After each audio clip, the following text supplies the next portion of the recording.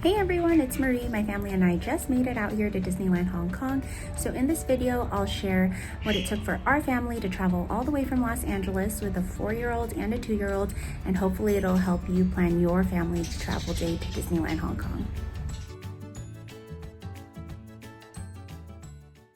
Traveling with toddlers is no easy task, and this trip for us was an international Disney vacation which included an over 16-hour flight with our 4-year-old and 2-year-old to Disneyland Hong Kong.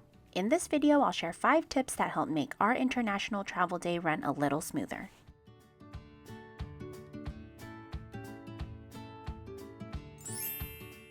Tip number 1 is to pack light. Toddlers require a lot of things, but keep in mind that they really can't help transport any of their necessities for you. Our 4-year-old now can help a little bit, but the bulk of transportation of our items rely on me and my husband.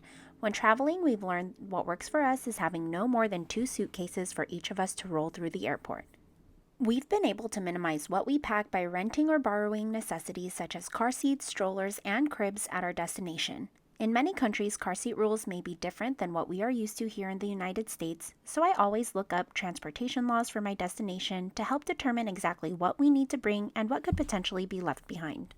I also anticipate to do laundry at our destination to minimize the amount of clothing I end up packing for ourselves and each child.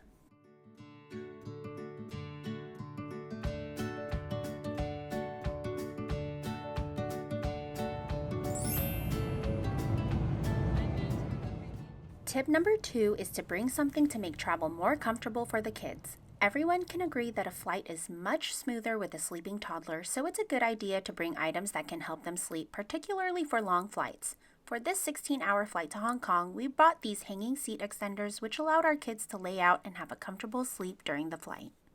Do keep in mind that some popular seat extenders on the market may not be allowed by airlines, so it's best to call the airlines and see what can be brought. I particularly like these hanging seat extenders because they were small, easy to fold up and store, and didn't require any inflating.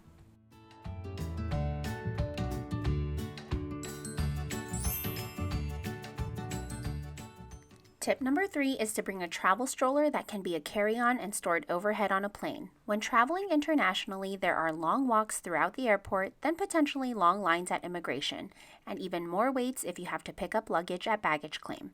Having a travel stroller that you can take as a carry-on allows for a way to transport toddlers throughout the airport immediately after getting off a plane. We learned the hard way by having to constantly chase and redirect our toddler during the long walk from the plane to immigration and then keeping our kids waiting in this long immigration line. Keep in mind that checking in your stroller at the gate often means you'll have to pick it up at baggage claim, which means you will not have it with you during the walk through the airport at immigration and while waiting for your baggage at baggage claim.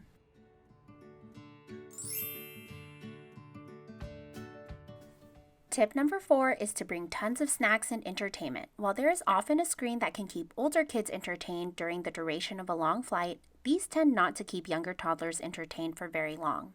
For our longer flights, I personally keep it simple with stickers, painter's tape, Play-Doh, and crayons, but anticipate that you will need to rotate the toys and entertainment for your toddler to keep them contained in their seats for any significant amount of time. Also, bringing easy snacks that won't stick to or stain your children's clothing is a must, as snacks and food are only served a few times throughout the flights.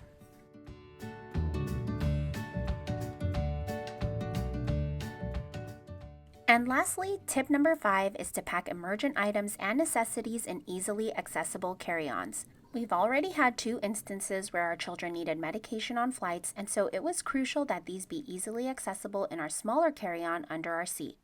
Sometimes, if flights are overcrowded, airlines will ask for larger carry-ons to be checked in at the gate, and so to be on the safer side, we always have everything we would have in our baby bag, as well as emergent medications in a personal item that does not require overhead compartment storage and can be stored under our seats.